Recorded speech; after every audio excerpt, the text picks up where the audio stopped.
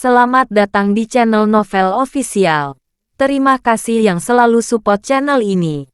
Semoga kalian dimudahkan rezekinya. Oke ya guys. Di 10k subscriber nanti kita adakan giveaway buat 3 orang pemenang. Jangan lupa selalu komen dalam setiap video. Supaya kalian para subscriber aku bisa berpeluang untuk memenangkan giveaway. Tanpa lama-lama lagi langsung saja kita masuk di alur cerita novelnya. Bab 4311. Sebuah senjata biologis. Kellan terkesiap. Dia tentu saja tahu benda apa itu. Aku tidak menyangka kalian memiliki hubungan dengan Amerika. Mengapa kalian membawa benda keji itu ke sini? Apa kau pikir aku akan menyerah begitu saja setelah melihat itu? Bahkan jika Anda mencabik-cabik saya dan membakar saya tidak akan pernah mengkhianati pimpinan. Bunuh saja aku. Jika tidak, aku akan mencabik-cabikmu.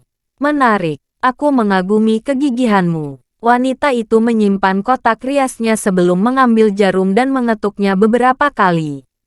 Namun, kegigihan itu tidak ada artinya bagi kami. Anda adalah orang yang berpengalaman.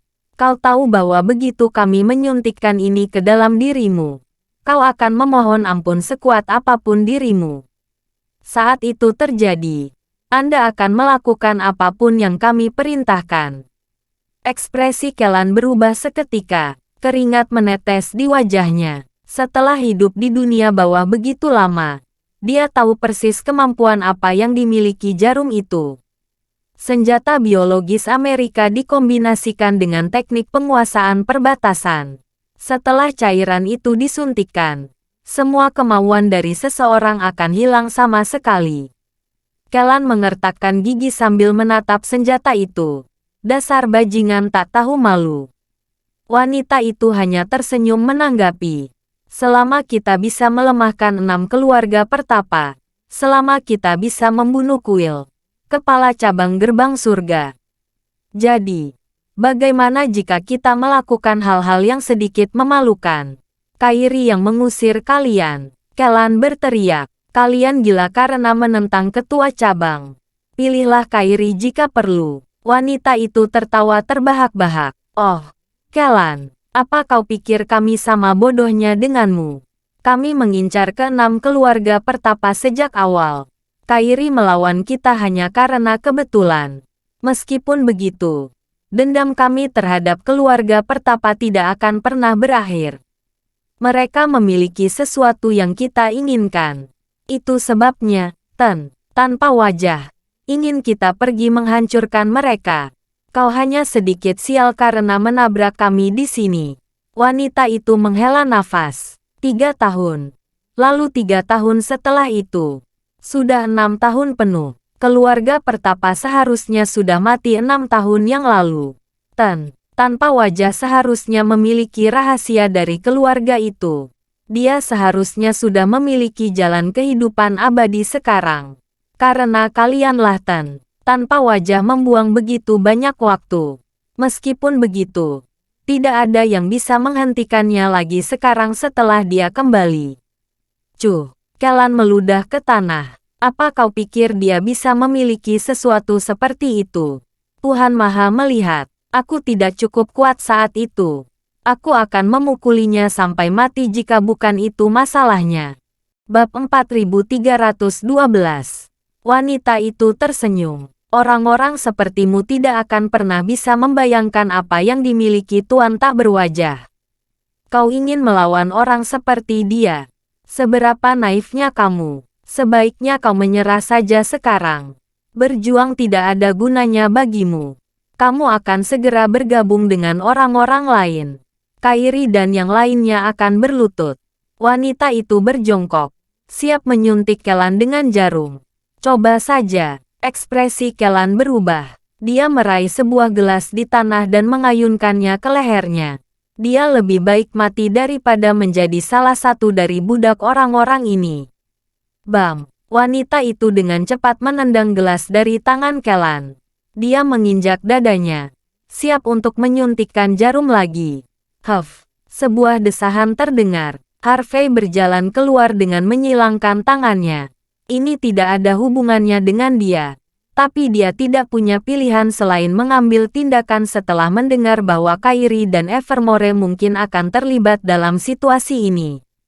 Bagaimanapun juga, ini adalah salah satu alasan mengapa dia muncul di Golden Sands. Wanita itu dan teman-temannya membeku saat melihat Harvey berjalan keluar, dan langsung memelototinya dengan dingin. Mereka tidak menyangka bahwa seseorang akan benar-benar muncul. Senjata api, busur panah, dan pisau langsung diarahkan ke arah Harvey. "Siapa kamu?" wanita itu bertanya. Orang-orang itu menyebar, menutup jalan keluar Harvey sepenuhnya, memancarkan niat membunuh. Kellan sedikit senang melihat Harvey, tapi kemudian dia sadar. "Anda harus pergi, Sir York. Orang-orang ini bukan lelucon." Kellan melihat Harvey sebagai seorang pria yang terampil. Namun, wanita itu dan sekutunya memiliki latar belakang yang luar biasa dan kekuatan yang lebih menakutkan. Dia khawatir Harvey akan terjebak dalam perangkap mereka. "Apakah kalian saling mengenal?" Wanita itu menyipitkan mata ke arah Harvey sebelum tersenyum. "Lumayan. Kami tidak dapat menemukan kesempatan untuk memberikan peringatan untukmu. Tapi kami akan membunuhmu di sini karena kamu sendiri yang muncul." Harvey mengukur wanita itu sebelum menatapnya dengan ekspresi aneh. "Mengapa kamu masih hidup meskipun semua titik lemahmu sudah dilumpuhkan?" Wanita itu dengan panik mengubah ekspresinya. "Bagaimana kamu bisa tahu?" Harvey mengabaikannya. Dia menarik napas dalam-dalam dan mengangguk. "Aku mengerti sekarang. Orang yang melakukan itu padamu akan memberimu penawar racun sesekali. Membuatmu bertahan selama 1 bulan atau lebih. Tapi jika kamu tidak meminum penawarnya tepat waktu, kamu akan mati. Semua kulit dari tubuhmu akan terkelupas. Setidaknya, itu akan sangat menyedihkan. Meski begitu, penawarnya hanya akan menunda masalah. Kau tidak hanya tidak dapat meningkatkan kekuatan bela dirimu karena titik-titik lemahmu benar-benar disegel, tetapi kau juga akan menjadi lebih lemah seiring waktu. Kau akan berubah menjadi lumpuh setelah 3 hingga 5 tahun. Harvey menatap lainnya sambil tersenyum. "Kalian semua tidak ada bedanya." Wanita itu dan teman-temannya menatap Harvey dengan kaget. Bisa dikatakan, Harvey bukanlah orang biasa yang bisa menunjukkan hal seperti itu hanya dengan sekali pandang. Bab 4313. Seni membunuh adalah seni yang aneh. Tapi ini hanyalah permainan anak-anak bagiku. Harvey tetap tenang seperti biasanya. "Aku bisa mengatasinya hanya dalam waktu 3 menit. Wanita itu menyipitkan mata, lalu melemparkan tatapan menghakimi kepada Harvey. "Jadi kau ingin kami melepaskanmu dan Kellan sebagai imbalan karena telah membantu kami, bukan?" kata wanita itu sambil menyeringai. Harvey dengan santai mengangguk. Ia tidak ingin bertarung jika dia bisa menghindarinya. Lagi pula, akan sangat buruk jika dia membunuh orang-orang yang terlibat dengan Evermore. Bagaimana dia bisa mendapatkan informasi dari orang-orang itu? Ini adalah kesepakatan yang cukup menarik, tapi aku pikir aku harus menolaknya. Wanita itu tersenyum dengan tenang. "Meski begitu, aku akan membuat kematianmu cepat karena kau bersikap sebaik ini." Harvey menyipitkan matanya. Dia pikir wanita itu akan langsung menyetujui kesepakatan itu. Bahkan jika ia memiliki dendam yang mendalam terhadap Kellan, itu tidak ada apa-apanya dibandingkan dengan nyawanya sendiri. Tapi karena wanita itu menolak dengan tegas, maka dia jelas tidak dipaksa ke dalam situasi ini. Dia dengan sukarela menanggungnya sendiri. Orang yang menutup titik lemah mereka pasti sangat kuat. Mereka telah menyerah pada keputusasaan. Jika tidak, mereka tidak akan begitu patuh sejak awal. Sederhananya, mereka masih bisa hidup meskipun titik lemah mereka disegel. Tapi mereka pasti akan mati jika segelnya dilepas. Kebaikan Harvey tidak ada artinya bagi mereka. Dia menghela nafas setelah menyadari fakta itu. Aku tidak ingin melakukan apapun pada kalian. Sayang sekali. Kata-katamu tepat sekali, kata wanita itu. Dia tertawa kecil, geli. Sebenarnya, kamu bisa saja menyembunyikan dirimu. Tak seorang pun akan tahu kalau kau ada di sini. Tapi karena kamu datang ke sini sendirian, maka tidak ada yang bisa disalahkan selain dirimu sendiri. Apakah ada kata-kata terakhir? Mungkin aku bisa membawa keluargamu bersamamu. Wanita itu melepas pengaman dari senjata apinya. Teman-temannya maju selangkah, dengan senjata api di tangan, serta ekspresi garang. Harvey menghela nafas, dan melangkah maju. Sebelum wanita itu bisa bereaksi, ia merasakan sakit yang tajam di wajahnya. Detik kemudian, ia terlempar terbang. Dia langsung pingsan begitu terjatuh ke tanah.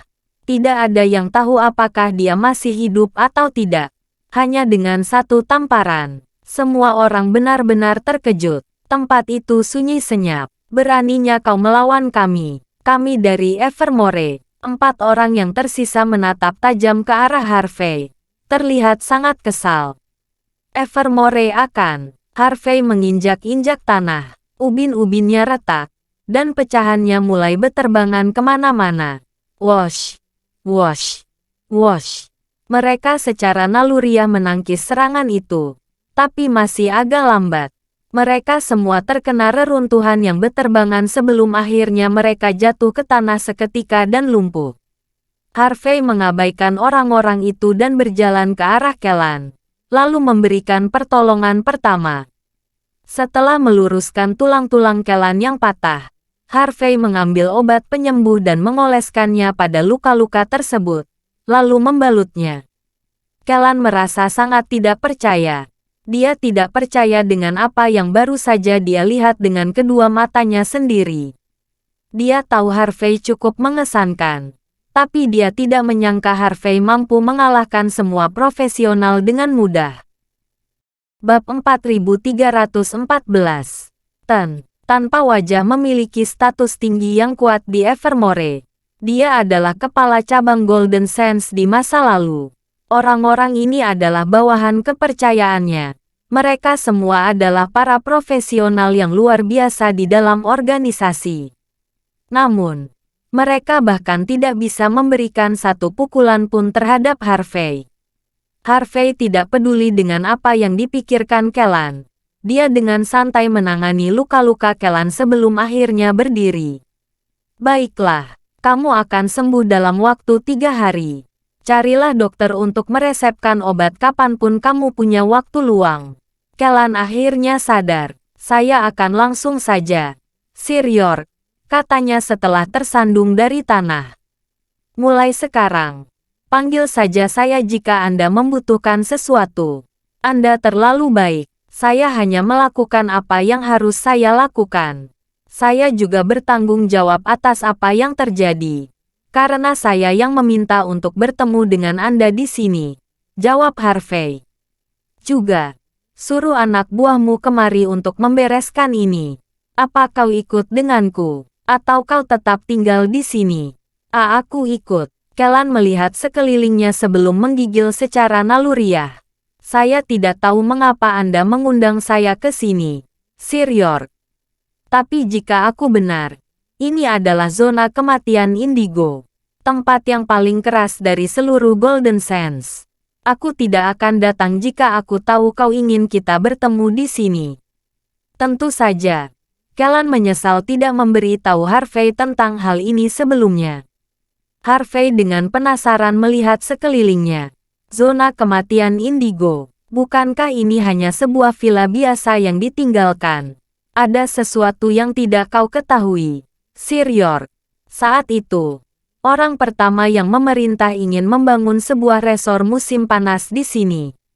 Kellan memulai dengan pelan. Ketika pembangunannya baru setengah jalan, sebuah makam besar ditemukan. Orang-orang yang penasaran masuk untuk menyelidikinya. Tapi tidak ada satupun yang keluar. Seluruh tempat ini ditutup setelah hal itu. Tidak ada yang berani datang. Saya dengar banyak pembuat konten yang datang ke sini karena penasaran. Tetapi hal yang sama juga terjadi pada mereka. Kellan, yang biasanya tidak takut pada apapun, mulai menggigil tanpa henti. Ayo kita pergi. Sir York, ayolah. Abaikan orang-orang itu. Mereka pasti sudah mati. Keduanya kembali ke Audi A8. Tanpa mengucapkan sepatah kata pun, Thomas menginjak pedal gas. Tentu saja, dia tahu tentang tempat itu. Namun, dia tidak punya pilihan lain karena Harvey ingin datang ke sini. Setelah mendapatkan kesempatan untuk keluar, Thomas melesat keluar dari tempat itu secepat kilat. Tak lama kemudian, langit malam menyelimuti seluruh gunung indigo. Harvey menyipitkan mata pada siluet villa yang terbengkalai, dan kemudian melihat hembusan energi jahat melesat ke langit. Harvey mengusap kepalanya dengan tatapan merenung. Pada akhirnya, dia tidak mengatakan sepatah kata pun tentang apa yang dilihatnya. Siapa pria tanpa wajah yang kau bicarakan? Kellan tidak berniat untuk menyembunyikan apapun. Lagi pula, hal ini bukanlah rahasia besar di Golden Sands. 6 tahun yang lalu, seorang pria kaya tanpa nama datang ke sini untuk mengembangkan bisnisnya. Dia sangat terampil, kekayaannya berlimpah, dan dia juga memiliki banyak orang berbakat yang bekerja di bawahnya. Namun segera, dia dengan cepat menunjukkan sifat aslinya. Dia tidak hanya mengambil apapun yang dia inginkan, dia juga terlibat dalam setiap bisnis yang dianggap ilegal oleh hukum. Ini bukanlah hal yang terburuk. Dia berhasil menghubungi 6 keluarga pertapa segera setelah itu. Keluarga pertapa mengetahui bahwa Seaton, tanpa wajah, tidak akan berbicara bisnis dengan mereka. Dia berencana untuk menelan seluruh keluarga dan mengungkapkan rahasia yang telah mereka sembunyikan selama 1000 tahun. Bab 4315. Apakah ini jalan menuju kehidupan abadi? Itu benar. Kellan terkejut karena Harvey bisa menjawab dengan benar, tapi tetap menjelaskan situasinya. Rumornya, karena semua leluhur keluarga pertapa pernah menjadi raja di masa lalu, mereka mencari hal yang sama. Dan setelah jatuhnya dinasti, benda-benda ini secara alami akan jatuh ke tangan keturunan mereka. Legenda mengatakan bahwa jalan menuju kehidupan abadi akan terungkap setelah rahasia dari 6 keluarga pertapa dikumpulkan bersama. Meskipun itu bahkan hanya omong kosong. Menurut apa yang aku tahu, apa yang disebut rahasia mereka hanyalah hal-hal yang berhubungan dengan warisan keluarga mereka. Bagi keluarga kuno, rahasia seperti ini tidak bisa dibocorkan. Setelah menyadari tujuan sebenarnya dari Ten, tanpa wajah, di bawah pimpinan Kairi, 6 keluarga pertapa bersatu untuk menyerangnya. Ten, tanpa wajah, berubah dari seorang pahlawan menjadi tahanan hanya dalam 1 hari. Dia juga kehilangan banyak anak buahnya. Namun, tepat saat dia dikirim ke penjara, mobil yang dia tumpangi dibajak. Pada saat itu, kami menyadari bahwa dia berasal dari Evermore. Kellan menggigil. Tentu saja, dia tahu betapa menakutkannya organisasi itu. Saya mengerti bahwa keluarga-keluarga itu akan melawan musuh bersama. Tapi mengapa Kairi? Harvey dengan penasaran bertanya. Ngomong-ngomong, Seaton, tanpa wajah, tidak beruntung. Dia memiliki seorang putra yang tertarik pada Kairi. Anaknya itu ingin menaklukkannya. Kairi bahkan tidak peduli dengannya. Tapi dia sangat marah sehingga dia mengumpulkan keluarga pertapa. Mata Harvey bergerak-gerak. Ia tahu peri racun sendiri bukanlah wanita biasa.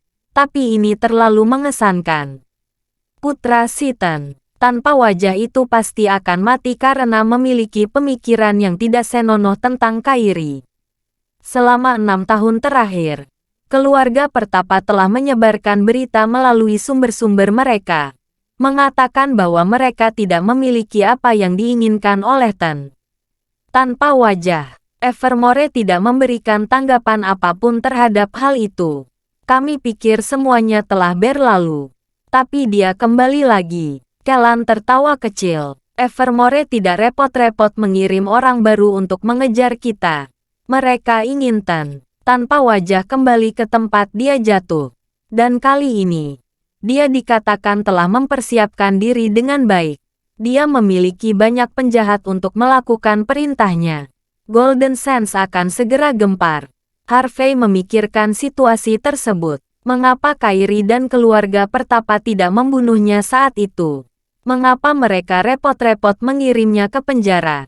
Apa ini hanya sebuah prosedur yang mereka ikuti? Kellan tertawa kecil. Evermore tidak sesederhana itu. Sir York, kami telah menyelidikinya sebelumnya. Evermore memiliki orang-orang di pemerintahan di belakang mereka. Saat kita menjatuhkan tanpa wajah, pemerintah tentu saja akan mengambil tindakan. Anda harus tahu bahwa jika pemerintah terlibat, semuanya harus mengikuti prosedur. Harvey mengangguk. Dia tahu Evermore selama ini hidup dalam bayang-bayang, dan bahwa mereka terlibat dalam banyak konflik. Tapi dia tidak menyangka bahwa jangkauan mereka bahkan sampai ke dalam negara H. Kellan menghela napas. Dia tidak tahu apa yang dipikirkan Harvey. Yang paling penting saat ini adalah menemukan tanpa wajah dan mengalahkannya. Jika tidak, kita tidak akan bisa mempertahankan diri dari musuh yang tak terlihat. Golden Sands tidak akan memiliki hari esok jika itu terjadi. Bab 4316. Jadi maksudmu Vaseles adalah orang yang berada di balik insiden pesawat di mana seseorang mencoba membunuh Kairi dengan C4. Vaseles tanpa wajah. Itu benar. Dia mungkin juga terlibat dalam penyergapan yang dilakukan Kairi sebelumnya. Geng tengkorak yang melakukan aksi. Tapi Vaseles pasti mengendalikan mereka. Kellan mengangguk. Banyak hal yang tampaknya sama sekali tidak berhubungan satu sama lain. Tapi setelah menganalisa situasinya, ternyata tidak demikian. Sepertinya tepat bagiku untuk datang ke sini, kata Harvey. Evermore langsung bertindak begitu dia tiba. Entah Harvey sangat beruntung, atau keberuntungan Evermore yang akhirnya habis. Baiklah, sudah cukup. Harvey menepuk pundak Kellan. Kamu mau kemana selanjutnya? Biar kuantar ke sana. Kellan duduk tegak. Saya mau ke gedung dewan, jawabnya. Setengah jam kemudian, mobil tiba di depan tempat itu. Ini adalah salah satu landmark penting di Golden Sands. 4 lantai pertama adalah pusat perbelanjaan besar, diikuti dengan gedung perkantoran di lantai atas. Konon, hanya perusahaan-perusahaan besar yang menggunakan gedung perkantoran tersebut. Kellan sedikit lelah, tapi dia masih mengumpulkan tenaga sebelum masuk ke dalam lift pribadi. Harvey tidak mengikutinya. Setelah memeriksa waktu, ia mengajak Thomas untuk mencari restoran barat untuk makan malam. Tepat ketika mereka berdua duduk, sekelompok orang menendang pintu restoran hingga terbuka. Harvey secara naluriah menoleh dan mengerutkan kening. Seorang pria dan seorang wanita memasuki penglihatannya. Tidak lain dan tidak bukan adalah Westin dan Harley. Bersama dengan wanita yang berselisih dengan Leona, Henley. Dunia yang sangat kecil. Harvey tertawa kecil. Tapi dia memutuskan untuk mengabaikan orang-orang itu. Lagi pula, mereka tidak ada hubungannya dengan dia. Westin dan yang lainnya juga tidak melihat Harvey. Mereka dengan santai memonopoli meja paling besar yang ada sebelum menyantap hidangan. Bam! Seseorang menendang pintu hingga terbuka sekali lagi. Sekelompok orang yang tampak beringas dengan pakaian mewah masuk. Banyak orang yang melihat. Dan para pendatang baru itu menjadi semakin bangga dengan diri mereka sendiri. Orang yang di depan adalah seorang pria berambut panjang dan feminin. Dia sedang menghisap cerutu. Dia melambaikan tangannya, mengarahkan para pengikutnya ke sebuah meja besar. Mata Thomas bergerak-gerak setelah melihatnya. Itu Ronnie Lee dari Blazer Estate. Harvey melirik mereka setelah mendengar kata-kata itu. Dia tidak menyangka akan bertemu dengan pesaing terbesar Golden Estate di sini. Bahkan Lola pun akan pusing 7 keliling saat berhadapan dengan Ronnie Lee. Itu saja sudah cukup untuk menunjukkan seberapa besar masalah yang sebenarnya. Melihat sekelompok orang itu, para pelayan semua berlarian. Rasa takut dan hormat terpancar di wajah mereka. Tuan Muda Lee, Ronnie bahkan tidak peduli untuk mengedipkan mata ke arah mereka, dan berjalan menuju tempat duduk yang ia pilih. Dia berhenti ketika dia melihat wajah yang tidak asing lagi. Oh, bukankah itu Westin? Kudengar kau mencoba menjadi menantu keluarga Jin. Kamu mengacaukannya dan tidak dihargai. Bukan? Sungguh memalukan bagi semua playboy kaya di Golden Sands. Bab 4317. Di bawah tatapan main-main Ronnie, mata Westin bergerak-gerak dengan panik. Ia berpura-pura tidak melihat Ronnie, tapi Ronnie tetap muncul di hadapannya. Apa kau tidak akan meminta maaf pada bosmu setelah mempermalukan semua playboy kaya di sini? Apa kau juga lupa bagaimana memberi salam yang benar? Cukup sombong. Menurutku. Ronnie mendekati Westin dan menepuk-nepuk wajahnya.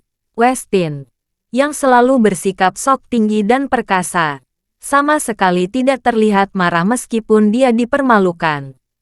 Sebaliknya, dia dengan cepat berdiri dan mulai membungkuk. Maafkan saya, bos. Saya tidak melihat Anda. Westin memaksakan sebuah senyuman. Namun terlihat jelas bahwa ia benar-benar takut pada Ronnie. Sepertinya dia sama sekali tidak ingin bertemu dengan Ronnie. Oh, apakah Tuan Muda dari Deepski Corporation menjadi begitu sombong sekarang? Apakah Anda berpura-pura tidak melihat saya? Apa kau buta? Atau kau sedang meremehkanku? Ronnie mencubit wajah Westin dengan ekspresi menghina. Ayolah, tersenyumlah untukku. Westin yang biasanya sombong tidak punya pilihan lain selain memaksakan senyuman di wajahnya. Setelah melihat ekspresi bingung Harvey, Thomas dengan tenang menjelaskan situasinya. Ada sesuatu yang tidak Anda ketahui. Sir York, Blazer Estate memiliki 56% saham Deepski Corporation. Mungkin karena mereka tidak bisa membayar utang mereka kepada Blazer Estate. Semua orang membicarakan betapa mengagumkannya Deepski Corporation. Tapi perusahaan itu tidak ada apa-apanya dibanding Blazer Estate. Kudengar Westin terus berusaha berhubungan dengan adik iparmu karena dia sangat membutuhkan perlindungan keluarga Jin. Jika tidak, seluruh perusahaannya akan ditelan cepat atau lambat. Akhir yang tragis untuk pengacau seperti dia. Harvey menjawab, menilai dari kata-kata Thomas. Westin tampak seperti orang yang menyedihkan. Namun, Harvey sama sekali tidak merasa demikian. Westin yang selalu memaksa Cynthia untuk bersamanya adalah sesuatu yang sangat tidak disukai oleh Harvey. Senyum yang jelek sekali. Ronnie terus menepuk-nepuk wajah Westin. Kamu tidak ingin bertemu denganku. Apa kamu merasa tidak enak karena berhutang uang padaku? Apakah saya menghentikan Anda untuk pamer? Tidak sama sekali. Bos, saya menghormati Anda. Wajah Westin pucat pasi seperti hantu. Dia dipenuhi rasa takut, dan terus menggigil di dalam sepatunya. Saya hanya sedikit bersemangat. Itu saja. Bagus. Itu bagus. Ronnie tertawa terbahak-bahak. Westin memiliki raut wajah yang mengerikan. Melihat pemandangan seperti itu, kebanggaan Ronnie terisi penuh. Lagi pula, apa gunanya menginjak-injak orang biasa? Hanya dengan menghancurkan mereka yang berada di liga yang sama, dia akan menunjukkan betapa menakutkannya dia bagi dunia. Ketika Ronnie hendak pergi, dia tiba-tiba melirik ke arah Harley dan Henley. Apakah mereka berdua temanmu? Teringat akan cara Ronnie melakukan sesuatu. Westin gemetar. Ini pacar saya, Henley Johnson. Dan ini adik saya, Harley. Henley dan Harley saling berpandangan sebelum berdiri. Halo, Tuan Muda Lee. Bab 4318. Lumayan, tidak buruk sama sekali. Kita punya wanita cantik di sini. Ronnie segera mengukur Henley. Saya punya sebotol penuh Riesling tahun 1982 hari ini, Nen. Johnson, bagaimana kalau kita mencicipi semua alkohol itu bersama-sama? Benar. Saya lupa memberitahumu. Saya tidak suka orang tidak menghormati saya. Jika Anda mengatakan tidak, maka Anda akan melakukannya. Ronnie kemudian menyelipkan tangannya di paha Henley. Oh, kau sangat kejam, Tuan Mudali. Saya tidak bisa minum sebanyak itu. Hanya 2 gelas yang bisa saya tangani. Henley berkata dengan malu-malu. Setelah dia dipecat dari tokonya, dia telah melemparkan dirinya ke pelukan semua orang sebelum menjadi pacar Westin. Meski begitu, dia tidak merasa putus asa sama sekali. Dia tampak menyambut baik gagasan untuk pergi bersama Ronnie meskipun bersikap sebaliknya. Melihat sikapnya yang malu-malu, Ronnie tersenyum lebar. Dia pacarku, Tuan Mudali. Westin dengan cepat mendorong tangan Ronnie menjauh. Dia tidak begitu menyukai pacarnya, tapi tidak ada pria yang tahan jika digoda. Selain itu, ini terjadi di depan umum. Jika berita tentang hal ini tersebar, Westin akan menjadi bahan lelucon di kota. Tolonglah, Tuan Mudali. Aku akan mencarikanmu beberapa wanita lagi. Aku, tamparan. Wajah Ronnie langsung menggelap, dan ia mengayunkan punggung telapak tangannya ke wajah Westin. Westin mendengus dan terjatuh ke belakang. Wajahnya benar-benar bengkak, dengan darah merembes dari sudut mulutnya. Diam, Ronnie meraung. Apa hakmu mengemis di depanku? Ronnie menghembuskan asap, tampak jijik. Bos, dia pacarku. Westin menjawab sambil menutupi wajahnya. Bahkan jika dia adalah ibumu, aku akan membawanya jika aku mau. Ronnie menendang Westin hingga terjatuh, lalu melingkarkan tangannya di pinggang Henley yang kecil. Ayo kita ke atas, Nona Johnson. Kau tidak akan menghinaku seperti orang ini sekarang, kan? Henley tertawa kecil dengan malu-malu. Rasa hormat berlaku dua arah, Tuan Mudali. Tidak sopan rasanya jika saya menolak tawaran Anda. Dia tidak tahu siapa Ronnie, tapi jelas bahwa dia memiliki status yang sangat tinggi, karena Westin begitu takut padanya. Sudah malam, Henley, biar kuantar kau pulang. Mata Westin terus berkedut, ini bahkan belum jam 8.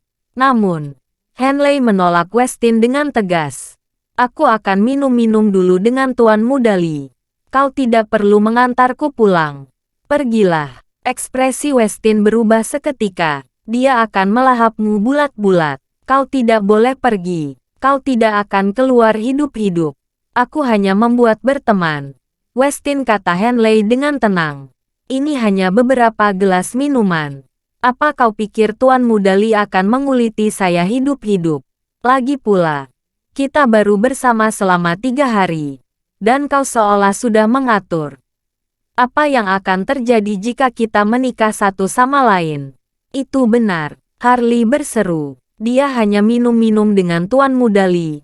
Westin, ini tidak seperti Anda kehilangan sesuatu. Merupakan kehormatan bagimu jika Tuan Mudali mentraktir pacarmu makan. Selain itu, dia adalah teman baik keluarga kami. Apa kau tidak percaya padanya? Harley memutar matanya. Jangan khawatir. Aku hanya akan mengikuti Henley untuk memastikan dia aman. Apakah ini cukup baik untukmu? Bab 4319. Harley. Kau. Westin tidak menyangka adiknya sendiri akan ikut melompat dari kapal. Ia benar-benar marah sampai-sampai ia hampir batuk darah. Dia bahkan tidak bisa mengucapkan satu kata pun.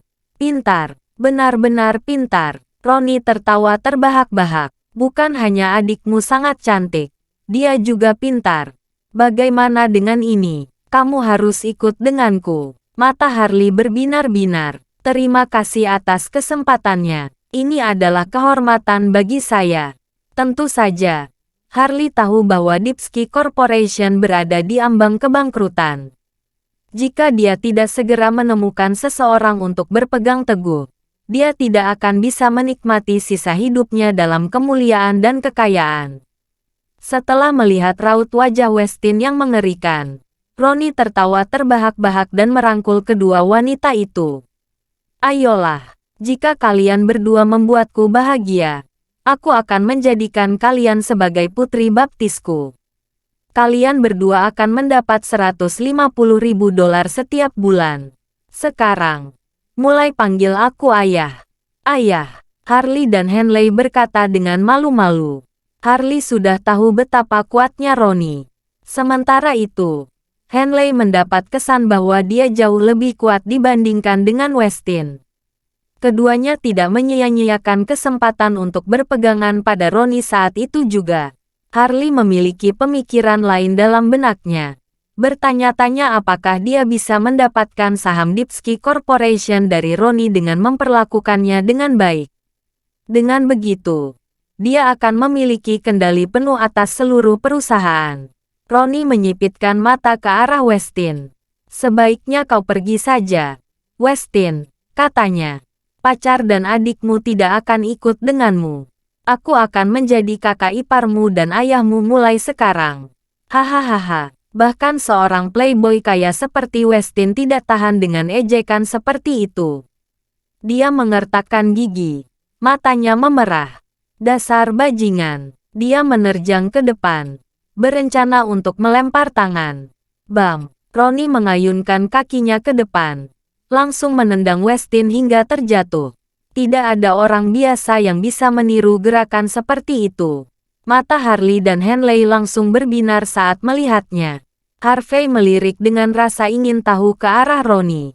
Pria itu tampak seperti dibutakan sepenuhnya oleh alkohol dan wanita. Tapi ternyata dia juga seorang seniman bela diri.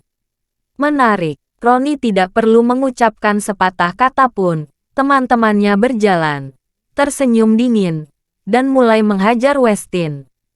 Westin menjerit kesakitan sambil menggeliat-geliat di lantai. Kamu pasti punya keinginan untuk mati atau semacamnya. Jika kamu tidak bisa mendapatkan uang sampai bulan depan, tunggu saja sampai perusahaanmu bangkrut. Ronnie tertawa kecil sebelum berbalik. Kamu tidak boleh pergi, Harley. Westin tersandung di lantai, menutupi wajahnya. Ia ingin berbicara, tapi ia terlempar beberapa meter oleh tendangan Ronnie lagi. Westin terguling tepat di samping Harvey. Sungguh pemandangan yang mengerikan. Pada titik ini, tidak berlebihan jika menyebutnya sebagai orang buangan. Dia benar-benar dikhianati oleh pacar dan saudara perempuannya. Playboy kaya ini mungkin akan berubah menjadi tikus jalanan dalam hitungan bulan. Harvey tidak memiliki rasa simpati sedikit pun terhadap orang-orang seperti itu. Raut wajah mereka setelah mendapatkan kekuasaan akan sebanding dengan orang seperti Ronnie. Bagaimanapun juga, ini adalah dunia di mana anjing makan anjing. Bab 4320. Henley dan Harley saling berpandangan, lalu melihat Harvey memegang pisau. Harvey, keduanya langsung membeku. Westin juga mengenali wajah itu. Dia tidak bisa menerima kenyataan bahwa dia telah menabrak Harvey pada saat yang paling memalukan dalam hidupnya. Dia ingin sekali membenturkan kepalanya ke dinding. Kedua wanita yang hendak pergi menarik lengan Ronnie sebelum menunjuk ke arah Harvey dan berbisik pelan ke telinganya. Ronnie mendekatkan orang-orangnya dengan raut wajah ceria. Westin ketakutan setengah mati. Dia mengira kerumunan orang itu mengejarnya lagi. Dan dia berpikir untuk segera cabut dari tempat itu. Dia benar-benar marah. Tetapi dia tahu betul bahwa dia bukan tandingan Ronnie. Dia akan mengalami kematian yang mengerikan jika dia tinggal lebih lama lagi. Bam! Tepat ketika Harvey bersiap untuk memotong steaknya, Ronnie langsung menendang sebuah kursi ke arahnya. Harvey bergerak mundur, menghindari kursi itu dengan mudah. Sebuah benturan keras terdengar saat kursi itu menghantam meja. Benar-benar berantakan. Seluruh makanan yang ada di meja itu hancur berantakan. Dasar bajingan. Thomas berdiri dengan marah. Tetapi Harvey menahannya. Dia kemudian menyipitkan mata ke arah Ronnie. Tuan Muda Lee, kan? Apa yang tampaknya menjadi masalah di sini? Ronnie mencubit cerutunya dan menghembuskan kepulan asap sambil tersenyum tipis. Kaulah yang membuat Harley dan Henley marah dan malu. Westin dipenuhi dengan kemarahan dan ketakutan saat dia merangkak di tanah. Dia merasa malu. Kamu pamer dan menginjak-injak Westin. Itu tidak ada hubungannya dengan saya, jawab Harvey. Tapi jika kamu ingin bermain denganku, kurasa kamu tidak cukup baik untuk itu. Oh, Ronnie terkekeh. Ekspresi aneh di wajahnya. Sudah bertahun-tahun saya berada di kota ini. Semua keluarga kelas atas di sini memperlakukan saya dengan hormat. Bagaimana kau tidak takut pamer di depanku? Harvey mengerutkan kening. Sepertinya kamu memang sudah punya keinginan untuk mati. Teman-teman Ronnie, yang marah, berteriak dalam kegilaan yang tak terkendali. Kamu ingin mati? Dasar bajingan. Apa kamu tahu dengan siapa kamu berbicara? Ini Ronnie Lee dari Blazer Estate. Tak seorang pun di Golden Sands yang berbicara seperti itu padanya. Kami akan melemparkan Anda ke ikan-ikan jika Anda terus pamer. Ronnie dengan tenang melambaikan tangannya untuk menahan teman-temannya. Kamu cukup sombong, nak. Saya dengar kamu juga pernah menginjak-injak Westin sebelumnya. Aku mengagumimu, katanya sambil tersenyum tipis. Aku akan memberimu kesempatan. Berlututlah dan minta maaf dengan sopan pada wanita-wanita cantik di sini. Bayar 1,5 juta dolar. Lalu patahkan salah satu lenganmu. Aku akan melepaskanmu dan mengubur dendam untukmu setelah itu. Tapi jika Anda tidak melakukan apa yang saya katakan, saya jamin Anda tidak akan melihat cahaya matahari lagi.